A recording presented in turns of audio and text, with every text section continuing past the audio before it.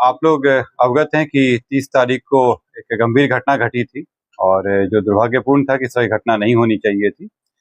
इस घटना में जो तारतर गांव है उसके समीप में दो पक्षों जो वहाँ प्रत्याशी थे, वो उन दोनों का काफिला आ रहा था और उन दोनों के बीच पक्षों में झड़प हुई और झड़प में पथराव हुआ, लोग घायल हुए और उसके बाद एक शव बरामद हुआ।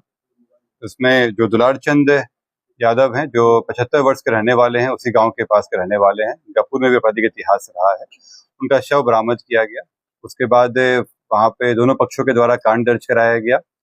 कांड दर्ज होने के बाद अनुसंधान प्रारंभ किया गया। पुलिस घटना की सूचना मिलते ही तुरंत पहुंची थी वहां पे और वहां से साक्ष्य भी इकट्ठे किए गए।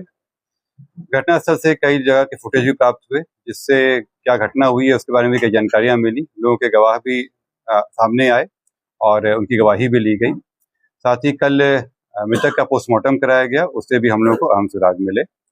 जो अभी तक के अनुसंधान में आया उसमें उससे प्रतीत हुआ कि ये जो घटना हुई है ये आदर्श आचार संहिता का उल्लंघन भी हुआ है। इसमें ये एक गंभीर मामला भी था। हम लोग इलेक्शन कमीशन के द्वारा निर्देशित भी किया गया था कि शांतिपूर्ण ढंग से इलेक्शन होना चाहिए और इसमें जब अनुसंधान किया गया तो पाया गया कि जो प्रत्याशी हैं वो वहाँ पे मौजूद थे, उनके सामने में घटनाएं हुई हैं और जो इस कांड के मुख्य अभियुक्त भी हैं अनंत सिंह, उनकी आज गिरफ्तारी बेड़ना गांव से किया गया है।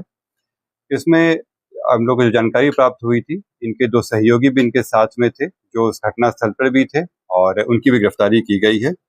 ये दो व्यक्ति हैं मणिकांत ठाकुर जो नदवा गांव के रहने वाले हैं और दूसरा रंजीत राम जो लदमा गांव के रहने वाले हैं। इस पूरे मामले में 3 लोगों की गिरफ्तारी हुई है। जो प्रत्याशी हैं अनंत सिंह, उनकी गिरफ्तारी हुई है। दूसरा मणिकांत ठाकुर जो नदवा गांव के रहने वाले हैं, बाढ़ थाना अंतर्गत। दूसरे रंजीत राम जो लदमा गांव के रहने वाले हैं। ये लोग भी उस घटना स्थल पे थे मौजूद। इन तीनों की गिरफ्तारी की गई है। इन तीनों को आगे मजिस्ट्रेट के सामने प्रस्तुत कराया जाएगा और आगे विधि सम्मत कार्रवाई की जाएगी।